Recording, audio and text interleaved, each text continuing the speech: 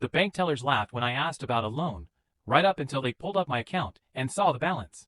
I'd just come off 72-hour shifts at construction sites, coated in cement dust, wearing clothes I'd slept in inside my truck. I needed a $200,000 bridge loan, while international transfers cleared from my offshore accounts. My private banker was in Switzerland, but I needed cash by Friday. I walked into the local branch at 3:47 p.m. looking exactly how I felt, exhausted, filthy, and worn down.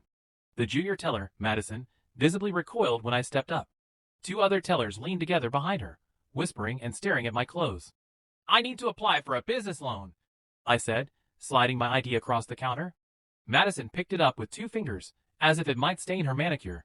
When I told her the amount, $200,000, every keyboard stopped clicking.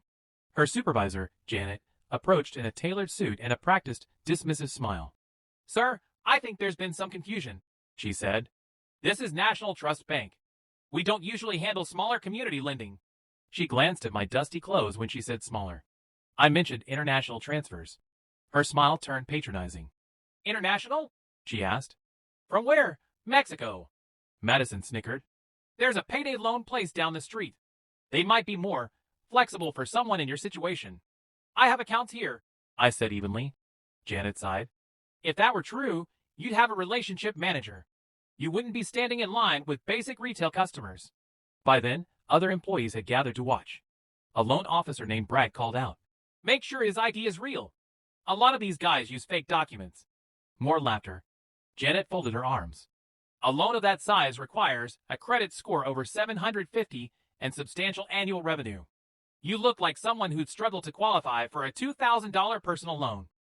Madison added, "A credit union might be more realistic about what they can offer someone like you." "Just run my account," I repeated. Janet raised her hand. "Sir, you're disrupting operations. If you continue, I'll have security escort you out." So I calmly recited my 12-digit account number. She typed it in, clearly expecting nothing to come up. The screen loaded. Her face drained of color. Madison leaned over and froze, mouth open. Her hand started shaking as she scrolled. "That's not possible," Janet whispered. I leaned forward and spoke loud enough for the entire lobby to hear. $53.7 million in checking. $127 million across business accounts. Additional assets in managed portfolios. I need $200,000 while my Zurich transfers clear." The room went silent. The branch manager stepped out of his office, took in my appearance, then the terror on his staff's faces. He looked at the screen and went pale.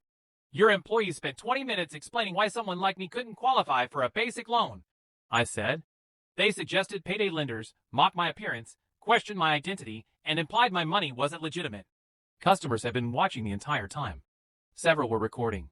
One elderly woman announced she was closing her account on the spot. Within 6 hours, Janet was terminated for discriminatory conduct. Madison was assigned mandatory sensitivity training. Brad was moved to a back-office role with no customer interaction. The loan was approved the next day. I still moved my accounts to their competitor, taking $180 million with me. Because sometimes the most expensive mistake a business can make is assuming a person's worth based on how they look after an honest day's work.